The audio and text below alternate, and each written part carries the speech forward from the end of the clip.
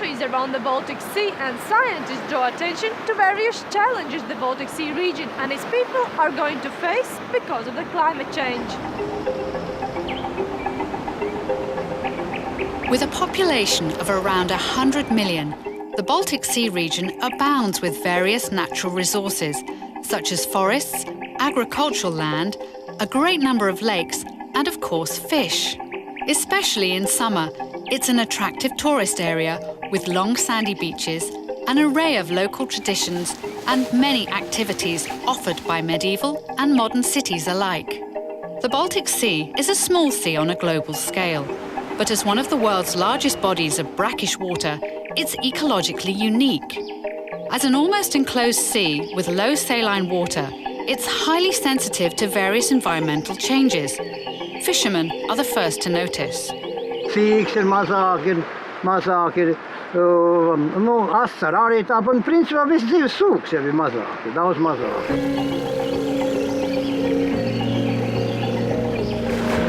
Jādzīvoja, ko tu dari? Visu mūži braukt, strādāt, visu mūži, kā?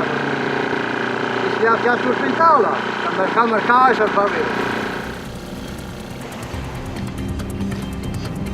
The reason some fish stocks are disappearing in the Baltic Sea is due to overfishing and pollution, as well as climate change. Scientists estimate that overall, the global mean temperature has increased by almost 1 degree Celsius during the last 100 years, resulting in the widespread meltdown of snow and ice, as well as the rise of the global average sea level.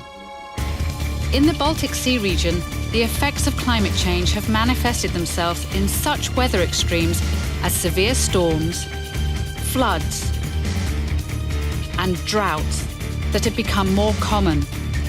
Plant and animal ranges have shifted as well, and many species have become endangered. At the same time, warmer temperatures mean that crop output around the Baltic Sea will probably increase. All in all, even though there are still many uncertainties about how global climate change will develop in future, sustainable development has become a highly prioritized topic worldwide. We know that by 2050, with 9 billion people on this planet, there will be at least a 50% increase in the demand for energy, humans demanding energy, and the fossil fuel supplies can't do it. So something else has to come in.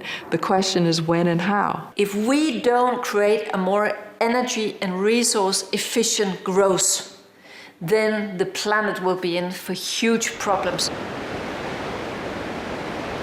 As climate change becomes more apparent, many cities have started to adapt to it and make use of the challenges and chances brought by the new situation. Gävle is a rather small city in central Sweden, but it has many ideas of green living, and the most visible ones are in public transportation. At first glance, these yellow buses seem to be no different from regular buses, but in fact, they radically decrease carbon dioxide emissions as they run on biogas. When the city is asleep, buses are being refilled with biogas. It takes about 20 minutes to get a full tank, and then bus can go for another 400 kilometers.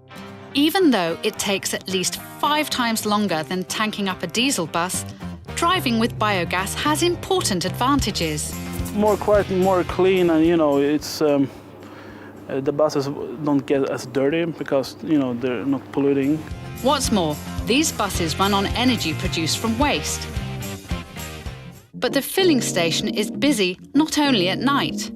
Every now and then, people stop by in Gävle to fill up their cars. Thomas has been using biogas for 2 years. Best solution for the environment compared to other solutions. And it's also a little bit cheaper than petrol. Let's see who it is. Corina? Corina Kolberg is a taxi driver at Gävle Taxi, the only taxi company in the city that's making use of green energy. Now it has 49 cars in total, and 9 of them are fueled by biogas. I think it's important that we all think about the environment and do the things we can do, because we all can do something for it. To try and taxi, of course, is going all the time, So of course it's important that the car is environmental friendly. Today, biogas is the cleanest fuel available, and Karina says there is no difference between driving a biogas vehicle and a regular car. A lot of people be surprised because they think the cars goes very quiet. When we say it's on gas, oh, I've never been in a gas car before. So it's, but a lot of people say it's very good that we have this. However, expanding the use of green energy is problematic due to high investment costs. So for the time being, Gävle city is not producing biogas itself, but imports it from other regions of Sweden. For now, biogas to Gävle comes mainly from Stockholm, the capital of Sweden, that has the world's largest fleet of ethanol buses. Today, 40% of buses in Stockholm are fueled by renewable energy, mainly ethanol and biogas. There's a clear vision from the politicians that we must get more renewable fuels into the public transport system.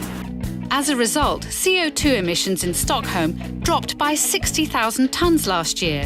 When we started this, there was quite a big difference between biogas and diesel.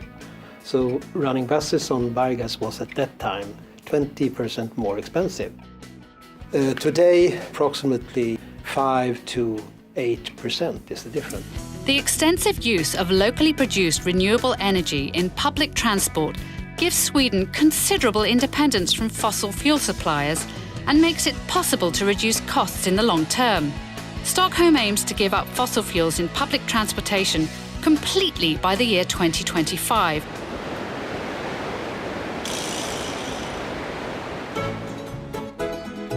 Farmers' businesses are especially sensitive to climate fluctuations and weather extremes. In Bezhanitsi, a village in northwest Russia, agriculture is still the main source of income for many people. They're used to a way of life that greatly depends on natural conditions. Galina, for instance, has had the same morning routine for 20 years, milking her cows by hand. Продаем бежаницы, несколько человек берет у нас из поселка. И так все свои родственники. Meanwhile, Galina's husband, as usual, is preparing food for the farm animals.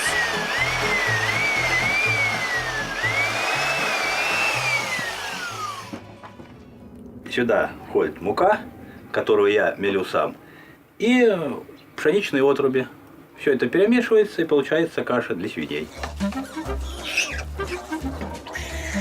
Alexander's grandson, Daniel, helps look after the cows, the pigs and the horses, and it seems he is the one who knows best how to comfort the little foal. Хлеб я ему даю мягкий. Ну, бывает яблоко кусок. Больше он хлеб любит. For Galina and her husband, farming has been a way of life for decades, which they keep practicing to this day. Everything that's produced here is mostly consumed by the family themselves. Sometimes Alexander uses his tractor to get the work done, as he is doing now when fertilizing the fields with manure. Harvest, however, is not really predictable these days, as farmers have to deal with fickle weather conditions. Зимы стали теплее, летом стало теплее. Ну вот 2 года уже как бы осадков маловато. In recent years, dryness has been a big challenge for many farmers in Europe. That's why some have started to adapt to the new circumstances.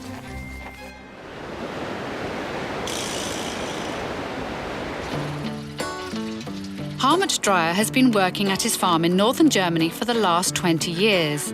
Now he admits there is a need to change the usual way of growing crops due to global warming. Wir versuchen dem entgegenzuwirken durch extrem frühe Aussaaten von Weizen, Gerste und Raps. In dem Gebiet sagen wir fangen mit der Einsaat 2 Wochen bis 4 Wochen eher an wie normal, um vor Wintereinbruch die Wurzeln möglichst tief im Boden zu haben. Scientists have observed that the average temperature in Germany over the last century has increased by at least 1 degree. Even though it may not sound much, there are many other changes brought along. Der Winterniederschläge geben, es wird eine Zunahme der Vorsommertrockenheit geben und es wird eine Zunahme von Starkniederschlägen bzw. Extremwitterungsereignissen geben. Das heißt, at the same time, higher air temperatures are suitable for growing corn. So now Mr. Dreyer has large plantations of this crop.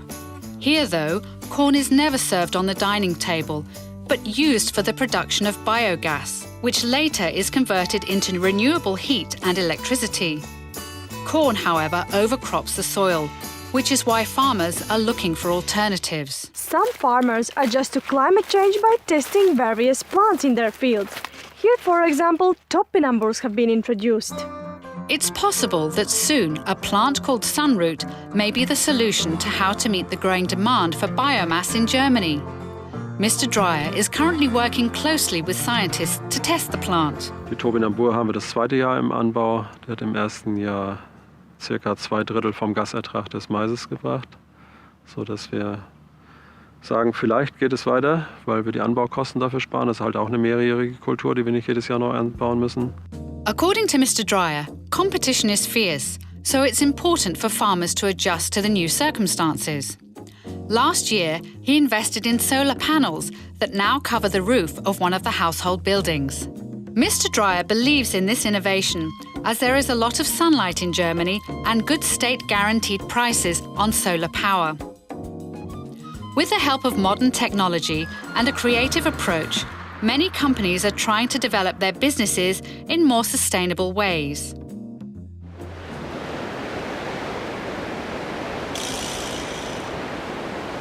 For this reason, Getlani Eco, the largest waste disposal site in the Baltic states, located near Riga, recently took a step in the direction of agriculture. This year, here in Getlani, has been collected the first harvest of tomatoes.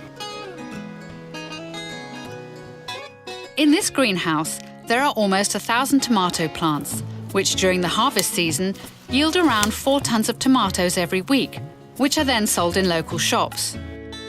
Tomāti tiek audzēti minerālvats plāksnēs un minerālvats kubikos pēc Holandas tehnoloģijas. Audzēšanas sistēma ir principā visa no Holandas, kas ir pasaulē atstrādāta. Galvenais moments ir, ka ir kur likt siltumu, ka mēs viņu izmantojam liederīgi. Plānotais daudzums apmēram ir 150 tonnas tomātu gadā.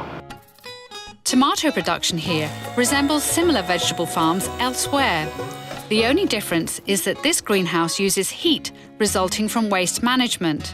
Tur jau ar atkritumiem nav nekāda sakara. Vienīgais, kas ir, kad ģeogrāfiski novietots ir atkrituma poligonā un tiek izmantots siltums, kurš nekādi nekontaktējās ar atkritumiem.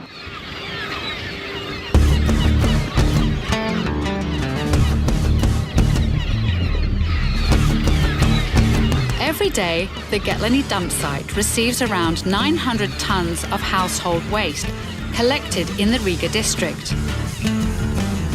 The landfill gas is then channeled to the Getlani power unit and transformed into heat and electricity, thus turning household waste into green energy.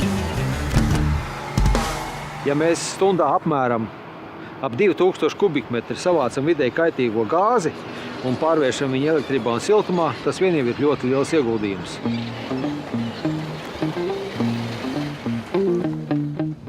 Moreover, during the summer season, the dump site is home to a herd of 80 sheep. Each May, the company hires sheep from local farmers and uses them as a natural lawnmower until the first snow. Thus, Getlani manages to reduce costs as the sheep are much cheaper than regular lawnmowers. All in all, this is how the Getlani landfill manages to greatly reduce the impact of waste on the environment by using new technologies.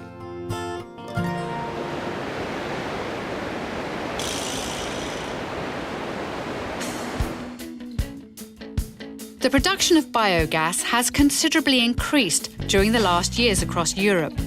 Finland is also a significant user of green energy, but here the driving force is wood because forests cover almost 90% of the country's land area. These natural riches have made Finland one of the world leaders in the use of wood-based energy.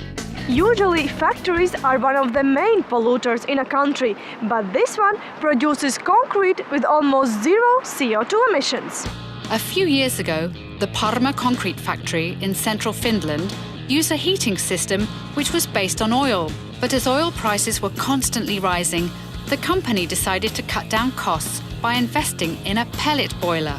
Now, saving money has turned from a promise into a reality. If you would have used oil, it would cost like 100 euros per megawatt hour. But now when the heat is produced with pellets, it's like 60.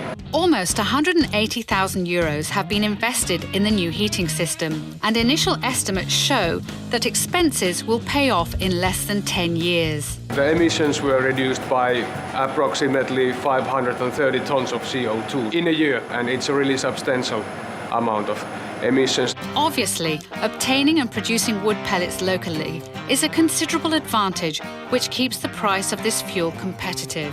Use side products which were like 10 years ago considered as a waste to make renewable energy. So the concept is like kind of new, even that the technology is quite simple. In total, almost a fifth of Finland's energy consumption is now derived from wood-based fuels. Green energy not only keeps Finnish households warm and benefits the local economy, but also reduces Finland's impact on climate change.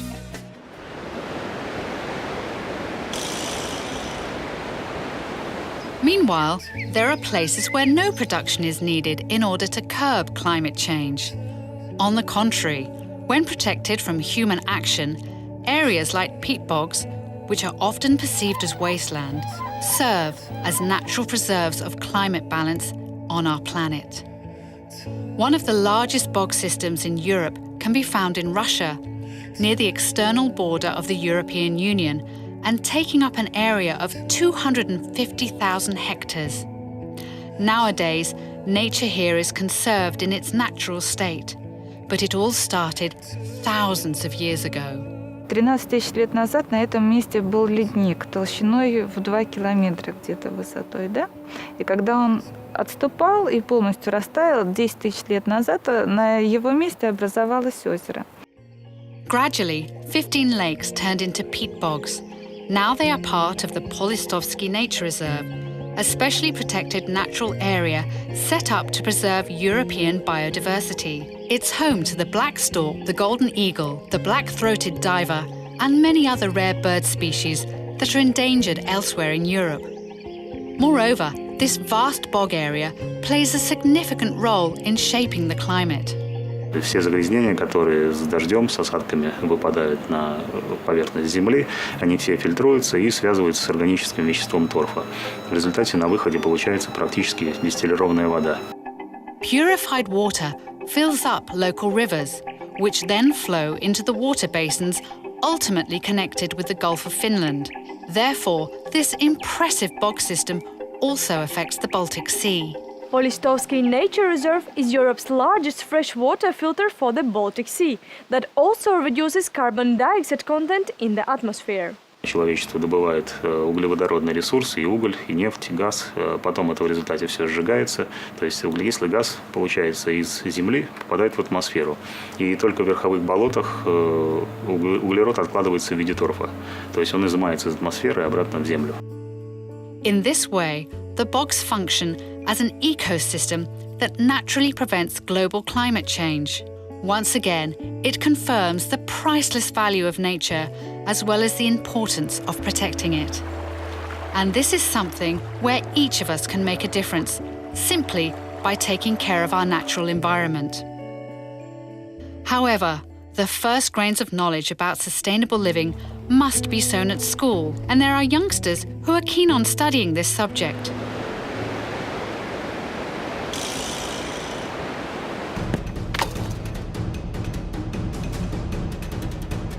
For example, Mark lives in Estonia. He's 14 years old and dreams of becoming a footballer. He spends long hours practicing in the stadium. Even though Mark is quite young, he's concerned about climate change. I feel bad when I see polar bears turning yellow, when I see some animals getting their stolen, people are stealing their nests, birds are dying, and the bird's nest is the bird's home, it's the same as our home, and we're stealing their homes. So I think keep the balance, it's important. Every weekday, Mark attends local school. Here, in Kotna village near Tallinn, youngsters now study in a brand new school that was built a few years ago. Here, special attention is paid to teaching students about environmental care. Already, from a distance, you can spot the solar collectors on the roof of the school building. 40 megavatt-tundi on siis praegu. Tuleb seda päikesepatareiga, mida me soojendame siis seda vett koolile. Solar energy provides approximately 30% of the school's supply of hot water. In addition, these collectors help students to understand how the sun can produce energy. In the school's kitchen, where hot meals are prepared daily, there is no question about this anymore. Всё время у меня теплая вода. Это очень хорошо, чтоб солнце побольше было.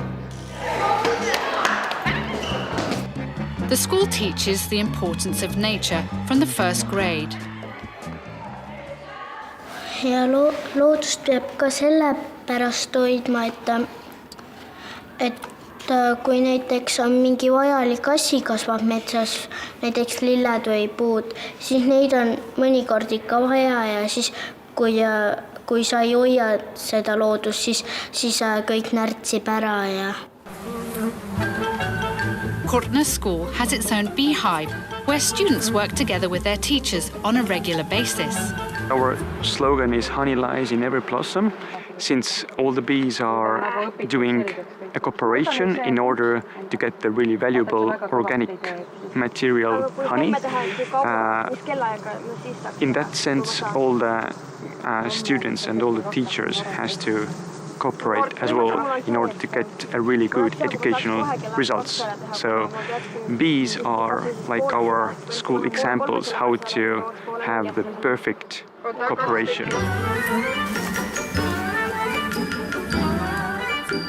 When the school day is over, everybody is heading home. So this is a leading by example. If the teacher doesn't do what he says, then there's no point. Under good weather conditions, the headmaster of Kotna School goes home on skates.